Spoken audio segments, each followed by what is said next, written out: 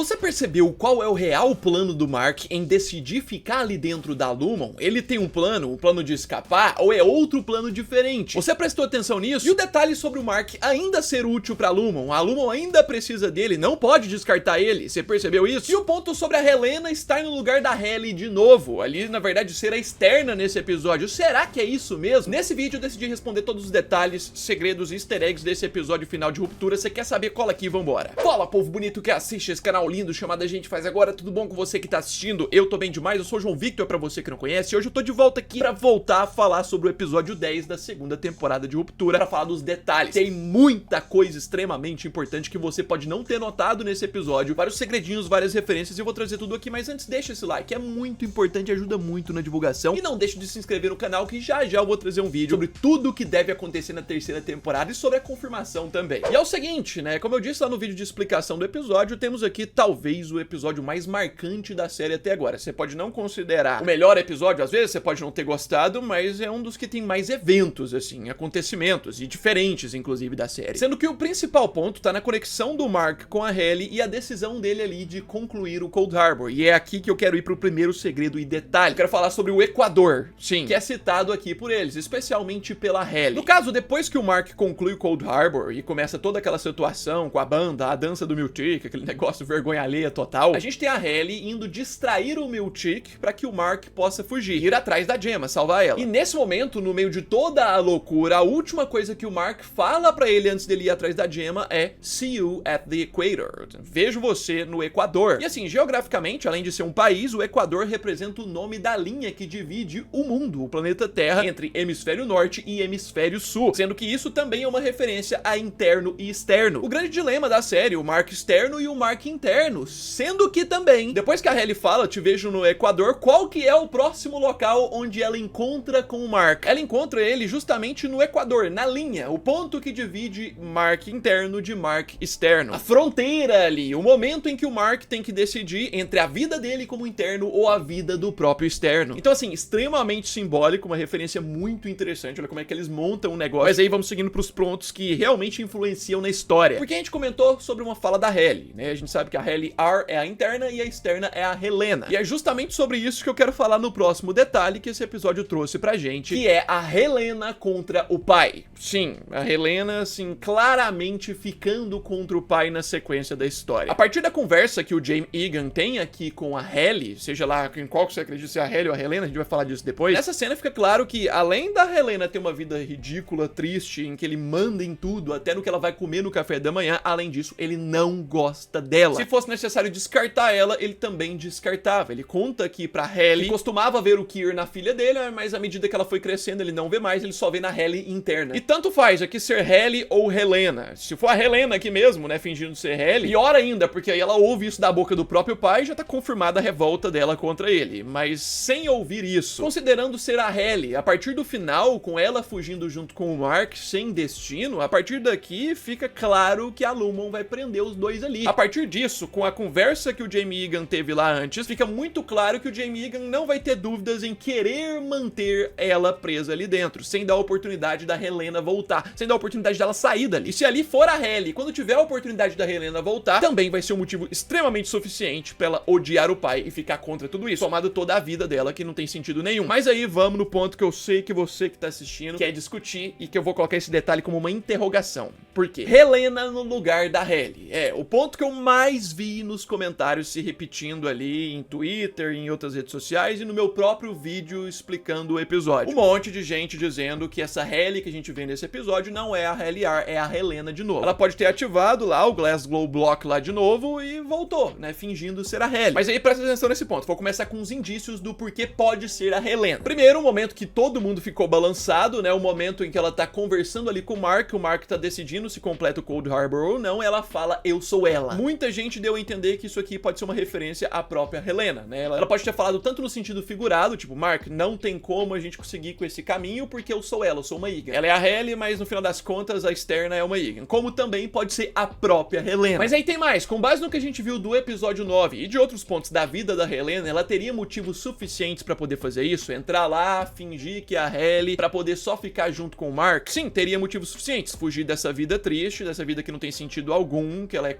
totalmente controlada pra ela poder viver com o seu grande amor ali dentro, que é o Mark, a única pessoa que ela despertou o interesse real e que ela teve relações, né, no episódio 4. Além disso também, se você for parar pra pensar no geral, ela foi quem estimulou o próprio Mark a cumprir o Cold Harbor. O Mark tava na dúvida e tudo mais, e o gatilho que faltava de convencimento é a presença da própria Halle ou Helena ali. Isso pode ter sido uma atitude da Helena pra poder favorecer a empresa, enquanto ela pode ficar mais tempo com o próprio Mark, já que no final, ao mesmo tempo que ela estimulou o Mark a completar o Cold Harbor, no final ela também estimulou o Mark a ficar junto com ela. Poderia ser a Helena ali, só que aí a gente entra na outra parte. Do porquê não poderia ser a Helena? O primeiro ponto é uma confirmação da própria atriz. Junto com o lançamento do episódio, saíram várias entrevistas, e dentre elas a entrevista do Los Angeles Times, que fez ali com os principais atores, Adam Scott, que é o do Mark, e a própria atriz Britt Lower, que eles perguntaram essa principal dúvida dos fãs. Ao ver como as pessoas discutem esse show, às vezes me faz sentir como se eu tivesse que questionar tudo. Na minha terceira exibição do final, comecei a pensar, será que Helena está realmente procurando por o interno Mark para impedi-lo de ir embora? Tipo, a pergunta, é a Helena ou a Halle ali? E a própria atriz confirmou, respondendo, essa é Halle R no episódio final. Ou seja, de forma oficial, de acordo com a própria atriz, essa que a gente vê no episódio 10 inteiro, não é a Helena, igual tem um monte de gente teorizando, é a própria Halle mesmo. E assim, eu vou falar porque que isso também pode fazer sentido. E assim, por mais que a atriz poderia estar mentindo, se não quiser confiar na palavra da atriz, ok, eu acharia um pouco estranho ela mentir. E também tem a outra questão de que todo o raciocínio do episódio, como eu falei lá no vídeo explicando ele, é sobre a vida dos internos importa. Tudo do episódio, desde a parte do Dylan voltando, desde a questão do Mark interno decidindo ficar junto com a Halle, até mesmo a questão da Lorne lá do departamento dos mamíferos decidir proteger o Mark e resistir ao Drummond lutar com ele, tudo isso é um raciocínio de que os internos estão se revoltando, de que a vida deles importa, eles não querem ficar servindo ninguém e eles vão resistir. Então seria muito esquisito um episódio que é todo sobre os internos ter a Helena ali que não é interna. Por isso esse detalhe permanece como uma interrogação pra mim, apesar de ter vários detalhes que podem indicar ser a Helena, ter a confirmação da atriz e o sentido do episódio. Então esse é um detalhe do episódio, mas em aberto, mas aí vamos seguir pros mais certeiros. Eu quero falar sobre o próprio Cold Harbor e qual o significado disso. Tipo, no episódio a gente entendeu que é o último teste traumático que a Gemma tinha que passar pra eles poderem ter o chip perfeito que vai fazer com que as pessoas não sintam dores, traumas nem nada. Só que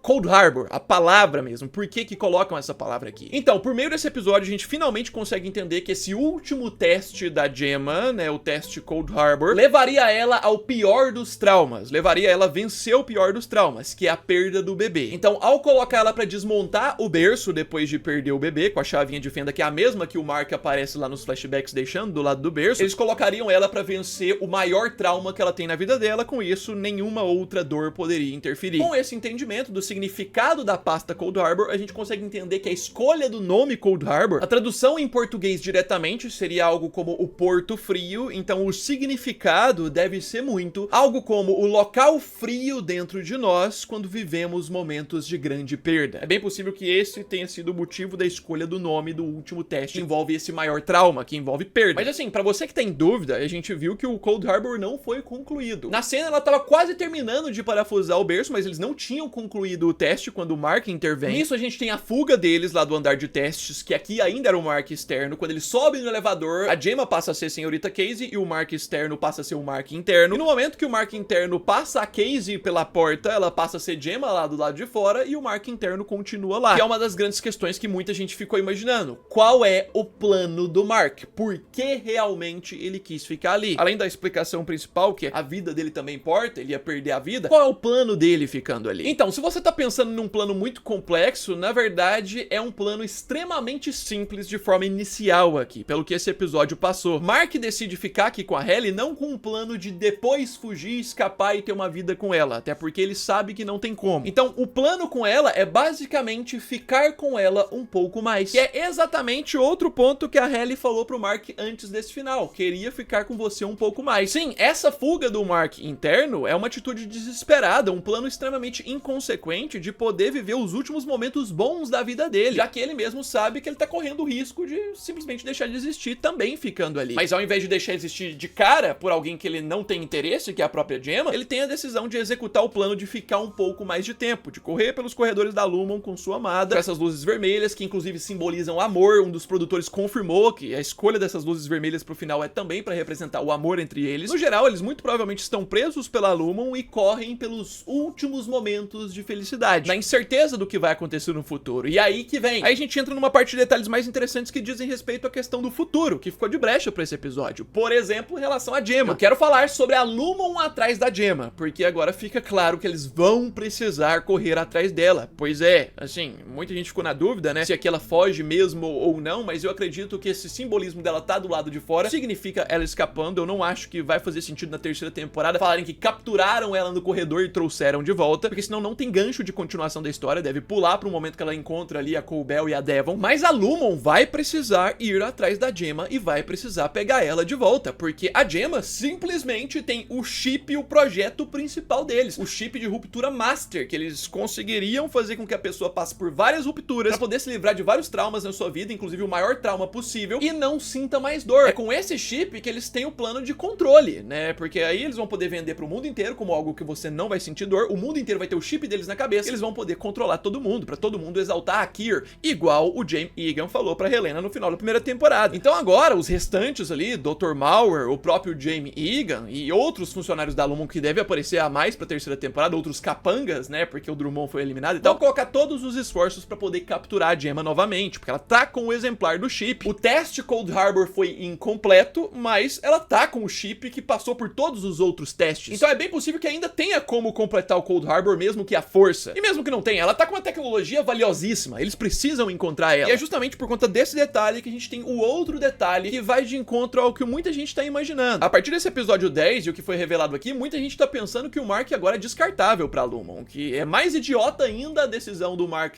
interno ter ficado lá, porque ele é descartável. A Lumon não precisaria mais dele, porque a única função do Mark seria trabalhar nos macrodados pra completar as diferentes pastas e principalmente o Cold Harbor. E ele completou, apesar do teste ter sido interrompido lá da Gemma, a parte do Mark ele fez. Então agora a Lumon não precisaria mais do Mark, mas eu vou te falar o contrário. A Lumon precisa sim do Mark. Eles ainda não podem descartar ele igual um monte de gente tá imaginando. E isso vai ficar muito de brecha pra terceira temporada. Como eu disse, a função do Mark era completar os macrodados, ele terminou, mas por que eles precisam além disso então depois? Pela própria questão da Gemma que eu falei anteriormente. Eles precisam do Mark porque eles precisam da Gemma. A única forma deles conseguirem a Gemma é se o Mark tiver com eles vivo e bem. Tipo, se a Lumon decidir eliminar, mesmo que seja só o Mark interno, expulsar o Mark externo de lá e tudo mais, não tem motivo pra Gemma voltar lá. Se a Lumon decidir matar fisicamente o próprio Mark, dar uma bala nele, aí morre o interno e o externo, também não tem motivo pra Gemma voltar lá. O único motivo agora pra Gemma voltar lá e eles conseguirem esse chip de volta é o próprio Mark. Então pra isso eles precisam do Mark ainda. Só assim eles vão ter chance de conseguir pegar a Gemma, e deve ser muito nesse caminho que a terceira temporada deve trabalhar. Em breve eu vou fazer um vídeo sobre tudo o que deve ter na terceira, mas já quero adiantar um outro ponto aqui que também é detalhe do episódio que dá pra gente poder concluir, que é a volta do Mark externo. Sim,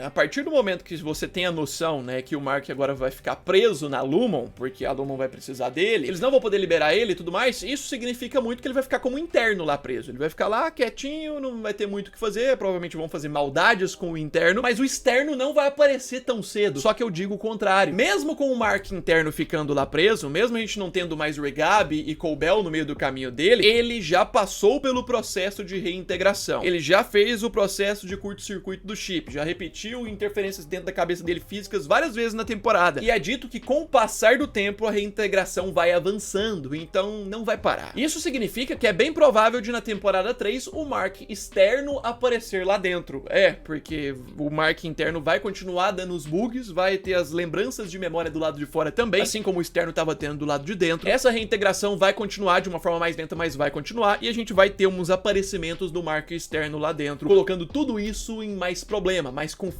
Mas assim, saindo do ponto do Mark, eu quero ir pra uma outra questão que ficou em dúvida pra muita gente e que, assim, caso você não tenha notado, parece que é uma explicação mais simples do que a gente imaginava. Eu quero falar sobre o ritual da cabra, que nada mais é do que um ritual religioso. Nesse episódio a gente vê a cabra escolhida pro sacrifício sendo direcionada lá pela Lorne. Dentre os pontos que são revelados nessa cena, a gente vê que o Drummond fala, né, que a cabra vai ser sacrificada e vai ser enterrada ao lado da mulher, que provavelmente é a Gemma, pra que essa besta, né, a cabra, guie ela até o caminho caminho de encontrar o Kier. A explicação que esse episódio traz a ideia, a explicação pra cabra e esse mistério que apareceu desde a primeira temporada, basicamente parece ser algo simbólico e religioso. No sentido de que, desde o início da série, tá extremamente claro a parte de religião aqui. A parte de idolatria. Eles adoram o Kier como um deus. Eles vivem por isso. Até o próprio Drummond, até a galera que não tem ruptura, vive por isso. Então, o que o Drummond tava prestes a fazer ali com a cabra, que é revelado aqui que já aconteceu outras vezes, é um ritual simbólico e nada literal. Esse ritual tem um sentido mais religioso, é um protocolo religioso que eles precisam cumprir pra questão do Kier, e não um sentido físico, tipo a cabra fisicamente, o sangue dela vai ser usado pra alguma coisa, não, é mais algo simbólico e religioso mesmo, porque eles vivem aqui como se fosse um culto. Interpretando a fala do Drummond, a cabra basicamente iria guiar a Gemma após sua morte pra porta onde ela iria encontrar o Kier no plano espiritual. Essa é a função. Eles mantêm as cabras, estudam tudo isso, tem essa parte dos mamíferos com esse objetivo mais religioso, igual coisas de algumas certas religiões na vida real podem acabar fazendo. O objetivo de ter essa questão das cabras é mais pra parte sinistra e pesada da série, é mais pra parte de horror e terror. Pois é, mas assim, tem mais detalhes do episódio, tem mais coisas, se vocês quiserem eu trago um outro vídeo de continuação com mais pontos, porque tem mais ainda, mas de qualquer forma, não deixe de se inscrever no canal, porque não acabaram os vídeos de ruptura. Já já vai ter vídeo sobre o que deve acontecer na terceira temporada, pra gente falar muito sobre ela, então não deixe de se inscrever no canal pra você não perder, deixa esse like, ajuda muito na divulgação, e já já eu tô de volta, no mais, é isso aí, um abraço, fui!